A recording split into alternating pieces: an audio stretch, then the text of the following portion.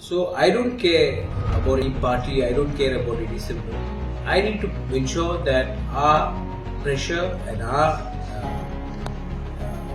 point of view is there in every sphere, whether it is in Lok Sabha, whether it is in the cabinet and outside the sphere. For all the opposition, we're talking about the Communist Party who ruled Tripura for such a long time. What is their point of view? Why haven't they supported us?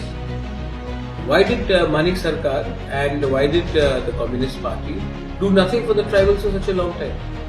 They have offered us nothing. They want me to join them for the fight for to save the Constitution of India.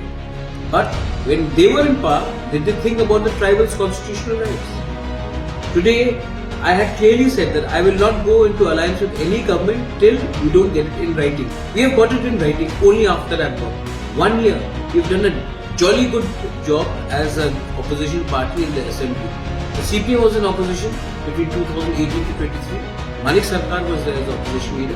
What did they do? What did they do? We put this government on pressure, whether it was a language, whether it was on issues of unemployment, whether it was on various things. And today, once I've got it in writing, after staying 1 year in opposition, then we have gone. And we fought in the assembly, and we fought, and our strike rate is much better than them. So what happened to them? Why were they silent? The fact is that they don't have anything else. Now, the point is that the tribal people have always been on the wrong side. When the Congress was in power, the tribal people were unfortunately with the left. They got nothing. Today when NDA is in power, I don't agree with everything NDA does. But then, if I need my people to get something, obviously I will talk to those who are in the center. That is the way of life. Why should I fight their fight? They never fought our fight, so why should I fight their fight? I need to give something to my people constitutionally.